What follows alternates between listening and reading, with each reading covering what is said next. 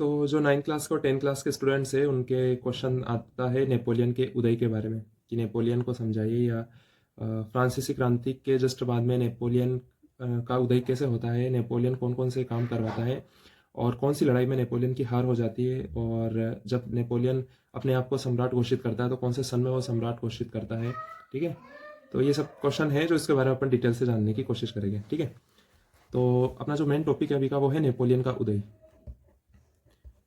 Napoleon का उदय, तो देखो भाई, ठीक है, तो इसका उदय का जो मेन रीजन था ना, जो मेन कारण था, वो मेन कारण क्या था? फ्रांसीसी अस्थिरता। अस्थिरता, ठीक है, एक चीज तो ये है, और एक राजनीतिक उथल पुथल।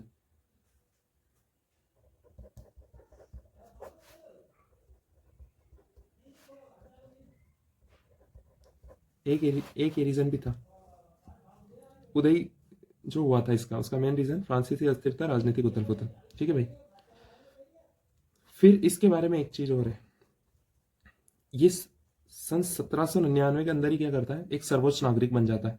ठीक है भाई, 1799 में जब ये इसकी एज थी 30 वर्ष की, ठीक है, तब ये क्या है कि सर्वोच्च नागरिक बन जाता है।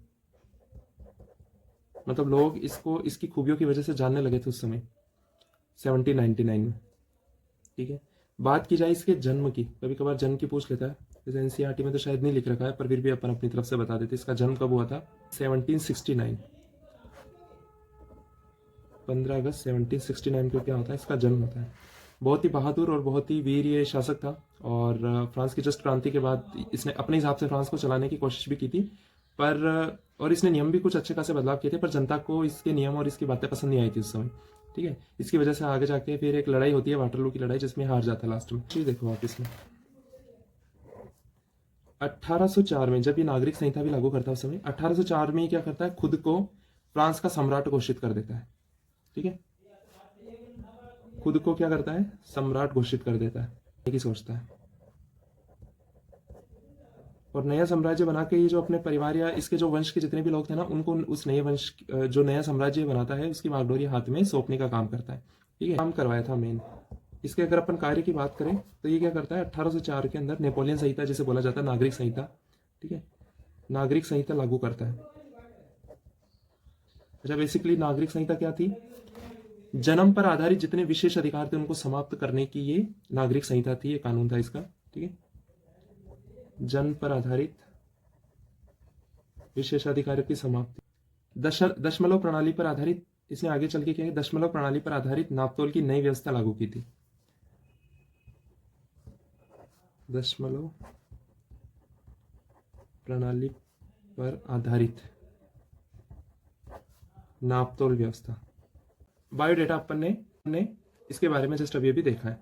तो देखो, सबसे पहले नेपोलियन उदय की अपन बात करते हैं, इसका जन्म होता है 15 अगस्त 1769 के अंदर। ठीक है, और इसके मतलब फ्रांस का सम्राट बनने के पीछे मेन रीजन क्या थे, फ्रांसीसी अस्थिरता, राजनीतिक उथल पुथल। 1799 मतलब 30 वर्ष की आयु के अंदर ही सर्वोच्च नागरिक बन चुका था।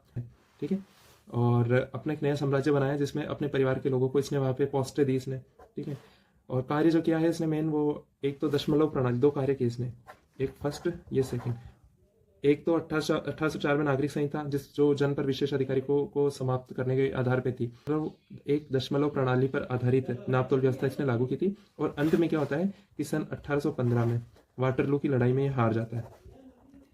वाटरलू की लड़ाई, इसमें क्या हो जाता है, ये हार जाता है। ठीक है, हालांकि इसकी मृत्यु किसी और कारण से होती है, इस युद्ध में इसकी मृत्यु नहीं होती है, पर इस प्रकार से जो है फिर उसके बाद इसका जो जो शासन था वो समाप्त हो जाता है। तो नेपोलियन के बारे में इतनी चीजें अपने को सीखने को मिलती है। ठीक।